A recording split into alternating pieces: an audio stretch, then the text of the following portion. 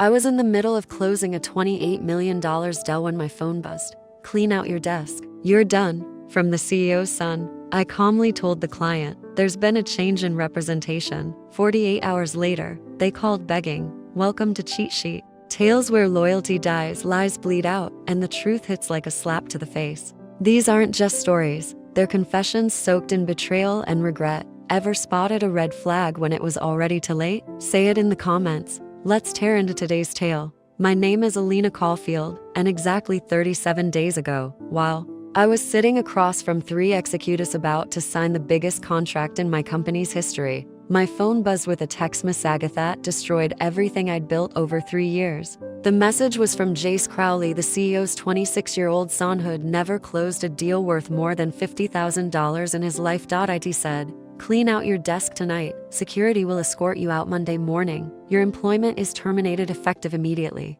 I was literally holding a pen about to close a $28 million contract with Pennington Industries. This kid decided to end my career via text message because he was jealous of my success. I sat there staring at my phone while the 3 executives waited for me to sign the final page. My heart was pounding, but somehow I managed to look up at them and say, "Gentlemen, there's been a change in representation. I won't be handling this account moving forward." The confusion on their faces was immediate. They started asking questions, but I just gathered my papers, shook their hands, and walked out of that conference room knowing exactly what I was going to do next. Before I go deeper into what happened, could you please take a few seconds to tell me in the comments where you're listening from? Because I want to know where my story is reaching people. And also like, subscribe, and click the bell icon because what I'm about to tell you next is going to blow your mind. And you're not going to want to miss a single detail of how I took down an entire company using nothing but the truth they never bothered to discover about me.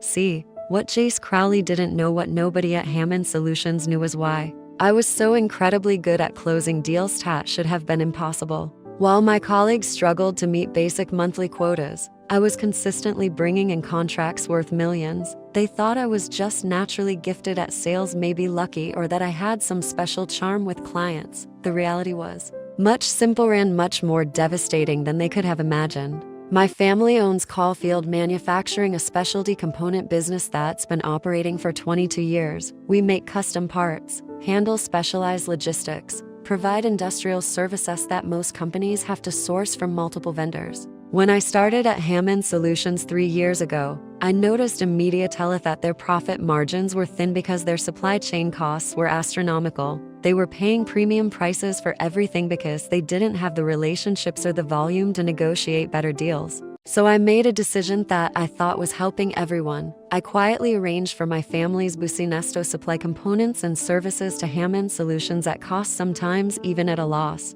My parents and my brother thought I was crazy, but they trusted me. They figured the steady volume would eventually pay off, and they wanted to support my career. For 3 years, Caulfield Manufacturing basically subsidized Hammond Solutions' biggest contracts, allowing me to offer clients prices that our competitors couldn't match. Every major deal I closed was possible because my family was absorbing the difference between market rates and what Hammond Solutions actually paid for materials and services. The $28 million Pennington contract, that was profitable for Hammond Solutions only because Caulfield Manufacturing was prepared to supply specialized components at 30% below market rate. The $15 million Apex Industries deal from last year, Caulfield Manufacturing handled logistics and specialized fabrication at cost. The $12 million Thornfield Group contract, same story.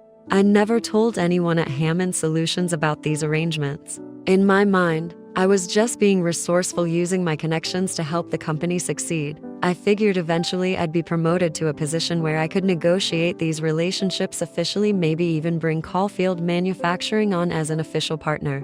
I thought I was building something sustainable, but Jace Crowley had been watching my success with growing resentment. He'd graduated from college 2 years ago with a business degree and expected to waltz into a senior position immediately. Instead, he had to watch me, someone without family connections or an Ivy League education, consistently outperform everyone else in the company. His father kept promoting me, giving me bigger territories, better commission structures, while Jace struggled to close even small accounts. What finally pushed him over the edge was when his father mentioned promoting me to regional director, a position Jace had been lobbying for since he started. That's when he decided to flex the only power he had, which was his last name. He waited until I was in the most important meeting of my career, literally moments away from closing the biggest deal in company history, to send that text message. He thought he was destroying me, but what he actually did was hand me the keys to destroy him. The morning after I got fired, I called my father at Caulfield Manufacturing.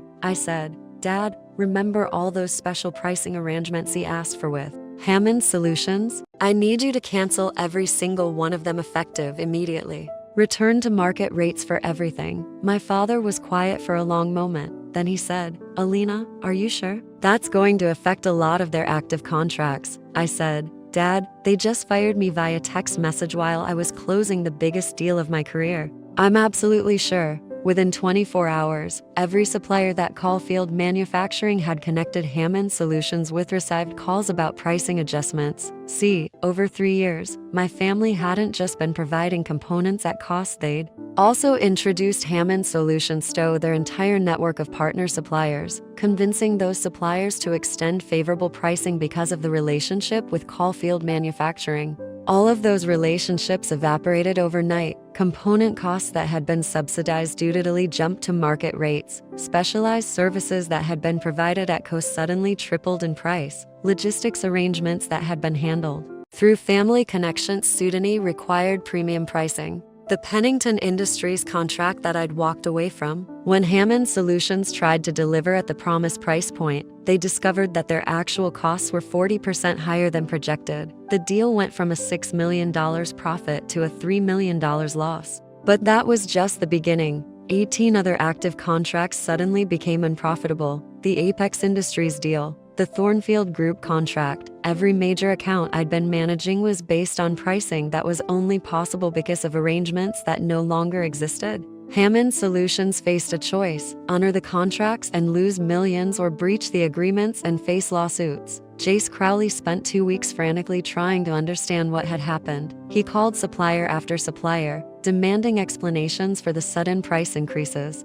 Nobody could give him answers that made sense. The suppliers just said their costs had changed, their capacity was committed elsewhere, their pricing structure had been updated. Finally, someone mentioned Caulfield Manufacturing. Jace had never heard the name before. But when he researched it, he found a successful component business with an excellent reputation and a client list that included some very impressive companies. He called my father directly. The conversation was apparently very short. My father later told me that Jace had demanded to know why Caulfield Manufacturing was no longer providing services to Hammond Solutions and why all their partner suppliers had suddenly changed pricing. My father simply said, "Our arrangements were with Alina Caulfield. She's no longer with your company, so those arrangements no longer exist." That's when Jace realized what he'd done. That's when he understood that my success hadn't been luck or charm or natural talent. It had been 3 years of my family essentially donating their profits to make Hammond Solutions competitive. But the real twist was still coming. While Jace was scrambling to understand the supply chain disaster,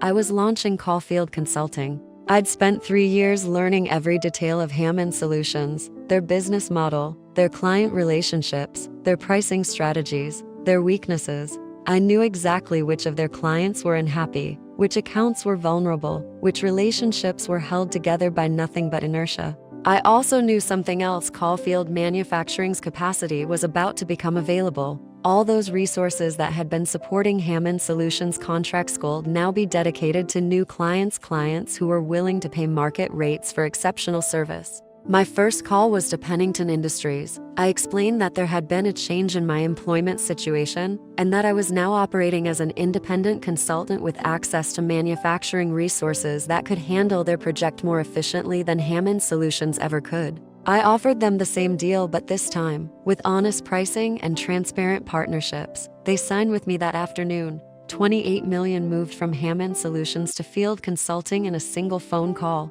The second call was to Apex Industries. Same conversation, same result. $15 million. By the end of the week, I'd contacted every major client I'd developed relationships with over 3 years. Most of them were frustrated with Hammond Solutions anyway, dealing with rising costs and declining service quality. When I offered them a direct relationship with the manufacturing resources they actually needed at honest prices, with transparent partnerships, the decision was easy. Within 3 weeks, Hammond Solutions had lost $67 million in active contracts. Their supply costs had increased by 40. Their profit margins had completely evaporated. Jace Crowley went from thinking he'd eliminated his biggest rival to watching the entire company collapse around him. The final piece of my revenge was the most satisfying. Hammond Solutions Bank called in their credit line. When the financial situation became clear, they needed immediate capital injection to avoid bankruptcy. Jace's father started making desperate calls to potential investors, looking for someone willing to buy into a company with a destroyed supply chain and a decimated client base. That's when I made my offer. Caulfield Consulting, backed by Field Manufacturing's assets and the $67 million in contracts I'd secured, offered to acquire Hammond Solutions' remaining assets for exactly one. The acquisition included their office building, their remaining client relationships, their equipment, and their staff. Everyone except Jace Crowley, whose employment I terminated on his first day working for me. I handed him his termination letter personally. I said, "Jace, there's been a change in your employment status. Clean out your desk. Security will escort you out in 30 minutes." The look on his face was worth 3 years of subsidizing his family's business. But here's what makes this story even better and why you need to stick around for the second part. What I discovered after the acquisition was that Jace hadn't just been jealous of my success. He'd been actively sabotaging other employees, manipulating client relationships, and covering up serious financial irregularities his father knew nothing about. The revenge I thought was completed was actually just the beginning. If you want to hear about what I found in those files, what Jace had really been doing to the company, and how my revenge became something much bigger than I ever planned, you need to hit that notification bell right now. Because part 2 of this story is going to shock you. The text message that destroyed my career ended up uncovering a scandal that reached much higher than just one spoiled kid with daddy issues. Trust me, you're not going to want to miss what happens next. 3 days after Jace cleaned out his desk, I was sitting in what used to be his father's office, going through 5 years of financial records that I now legally owned. I'd expected to find evidence of poor management, maybe some questionable decisions that explained why the company had been struggling despite my successful contracts. What I found instead made me realize that my revenge had accidentally uncovered something much more serious than a spoiled kid's jealousy. Someone had been stealing from Hammond Solutions for years, not small amounts, not petty cash or expense account fraud. We're talking about systematic embezzlement of hundreds of thousands of dollars per quarter, carefully hidden through fake vendor payments, inflated service contracts, and phantom consulting fees. The theft was so sophisticated that it had been completely invisible until I started comparing the financial records to the actual contracts I'd been closing. Here's what made my blood run cold. My family's subsidized pricing had been perfectly masking the embezzlement. Every time Caulfield Manufacturing provided services at cost, the difference between market rate and what Hammond Solutions actually paid was being pocketed by someone who had access to vendor payments. My family had been unknowingly providing cover for a major financial crime. I spent the next 12 hours building a timeline of the theft, cross-referencing bank records with contract details, vendor payments with actual deliveries. The pattern became crystal clear. Around 2 in the morning, someone with administrative access had been creating fake supplemental charges on every major contract, billing clients for services that were never provided, then pocketing the difference. The really twisted part, the theft had accelerated dramatically over the past year, right around the time Jace started showing serious interest in my accounts. I'd assumed he was just jealous of my success, but looking at these records, I realized he might have been trying to investigate something he didn't understand. That's when I found the email folder buried deep in the company server. Jace had been corresponding with someone for months, sending detailed questions about vendor payments, contract structures, and financial processes. The emails were professional but desperate, like someone trying to solve a puzzle they couldn't quite figure out. The person he'd been emailing was Dr. Mara Holland, a forensic accountant who specialized in corporate fraud investigations. Jace had hired her privately, paying her consultation fees from his personal account, asking her to review financial patterns without accessing the actual company records. I called Dr. Holland the next morning. The conversation lasted 3 hours and completely changed my understanding of everything that had happened. According to Dr. Holland, Jace had contacted her 6 months ago with suspicions about financial irregularities at his father's company. He'd noticed that profit margins were declining despite record sales numbers. He'd seen vendor payments that didn't match his understanding of actual services provided.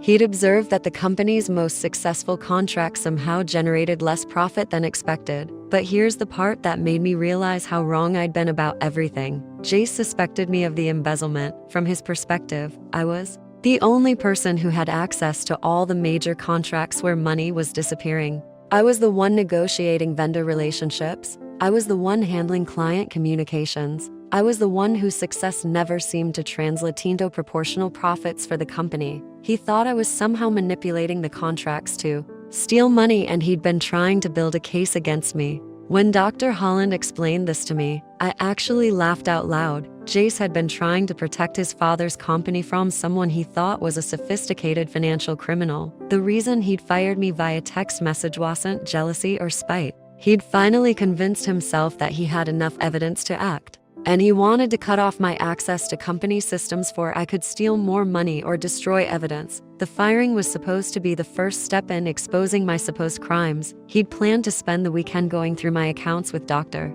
Holland, building a case to present to authorities against it. My revenge had destroyed the company before he could discover that I was innocent. But Dr. Holland had continued her investigation after the company collapsed, trying to understand what had actually happened. She'd been analyzing the financial records I'd provided during the acquisition process, and she'd identified the real embezzler. Talia Bren Hammond Solutions' chief financial officer had been systematically stealing from the company for years. She'd created an elaborate system of fake vendor accounts, phantom service contracts, and inflated billing that generated roughly $40,000 per month in untraceable income. She'd been smart enough to steal proportionally, taking money in amounts that wouldn't trigger automatic auditing systems. My family's subsidized pricing had been perfect cover for her crimes. Every time field manufacturing saved Hammond Solutions money on legitimate costs, Talia Bren was stealing equivalent amounts through fake charges, the company's thin profit.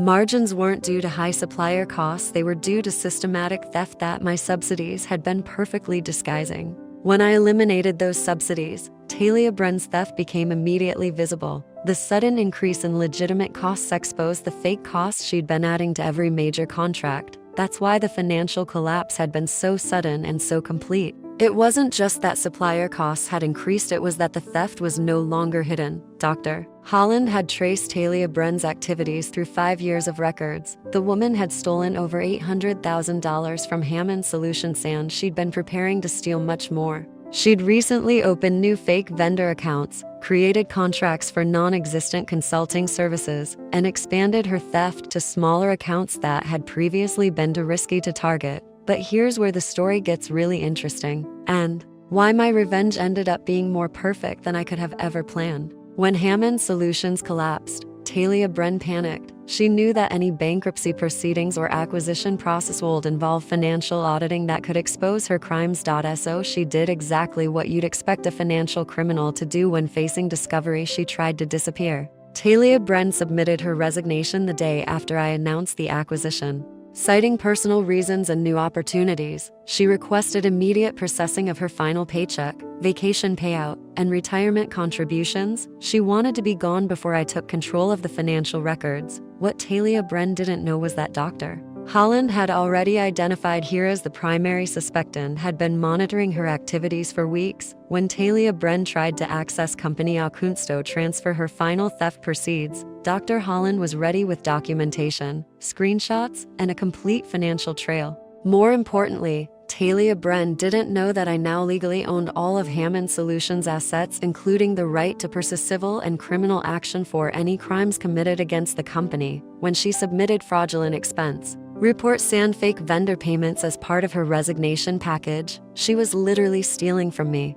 I had 3 choices. Let Talia Bren disappear with the money she'd already stolen, try to recover the funds through civil litigation, or pursue criminal charges that might recover everything but would take years to resolve. I chose option 4, which wasn't actually an option until I created it. I called Talia Bren and offered her a meeting to discuss transition details for the CFO position. I told her I was impressed with her financial management during the acquisition process and wanted to understand her systems before she left. I scheduled the meeting for the following Friday in the conference room where I'd been sitting when Jace sent that text message. Talia Bren arrived exactly on time, carrying a briefcase full of financial documents that she claimed would help me understand the company's complex vendor relationships. She spent 30 minutes explaining invoicing procedures, payment schedules, and accounting systems that she'd designed to be deliberately confusing. What Talia Bren didn't know is that Dr. Holland was sitting in the next room with audio and video recording equipment, documenting every word of Talia Bren's explanation of her own criminal enterprise. Every time Talia Bren described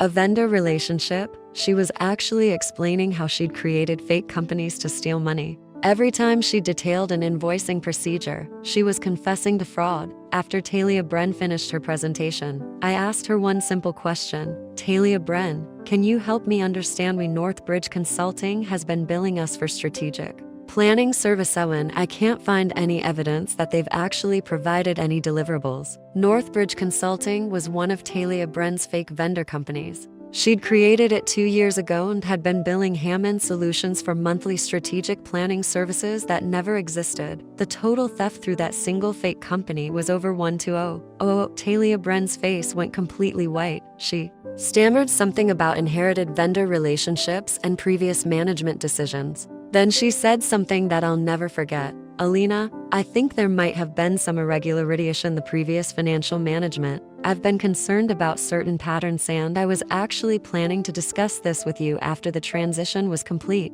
She tried to throw Jace's father under the bus for her own crimes. She suggested that the previous ownership had been involved in questionable financial practices and that she'd been trying to protect the company by quietly managing the situation. That's when I told her that Dr. Holland had been investigating financial irregularities for 6 months and that we had documentation off every fraudulent transaction she'd processed since 2021. I explained that the meeting had been recorded and that her explanation of the vendor relationship had been a detailed confession to embezzlement and fraud. Talia Bren tried to leave immediately, but Dr. Holland entered the room with printed copies of bank records, fake vendor registrations, and transaction logs that proved Talia Bren's crimes beyond any reasonable doubt. We offered Talia Bren the same choice that prosecutors would eventually offer her: cooperation and partial restitution or criminal charges and full prosecution. Talia Bren chose cooperation. Over the next week, she provided complete documentation of her theft methods, returned over $200,000 from personal accounts, and testified about the financial damage her crimes had caused to Hammond Solutions' legitimate operations. But the real satisfaction wasn't the money or the confession, it was what happened when we called Jace to explain what we'd discovered. Jace cried when he learned the truth, not from anger or embarrassment, but from relief that his suspicions had been correct and guilt that he'd blamed the wrong person. He'd spent months thinking that someone was stealing from his father's company, watching the business struggle despite successful contracts, trying to protect employees and clients from what he thought was my financial manipulation. His decision to fire me had been completely wrong, but his instincts about the company being victimized had been absolutely correct. He'd just identified the wrong criminal. I offered Jace his job back, not as a favor, not out of guilt, but because someone who cared enough about the company to investigate suspected crimes, even when it meant suspecting a successful colleague, was exactly the kind of person I wanted working for me. Jace declined the offer, but for the right reasons. He said he wanted to finish his investigation training with Dr. Holland and start a business helping small companies identify financial crimes before they became devastating. He wanted to prevent other families from experiencing what his father had gone through. The story ends with Hammond Solutions stronger than it had ever been. Caulfield Manufacturing operating as an official partner instead of a hidden subsidy, and Talia Bren Morrow serving 18 months in federal prison for embezzlement and fraud. But most importantly, it ends with a text message that I sent to Jassy exactly 60 days after he'd fired me. It said, "Jace, thank you for caring enough about your father's company to investigate when something felt wrong. You were right about the crime, you just had the wrong suspect. I hope you'll consider coming back when you're ready. We could use someone who pays attention. Jace texted back 30 seconds later. Alina, thank you for teaching me that revenge and justice aren't the same thing, but sometimes they lead to the same place. If this story taught you anything about paying attention to financial irregularities, trusting your instincts when something doesn't add up, or the importance of investigating before taking action, please share it with someone who needs to hear it. And if you've ever been wrongly accused of something you didn't do, let me know in the comments because I want to hear your story too. Sometimes, the best revenge is discovering that you didn't need revenge at all, you just needed the truth.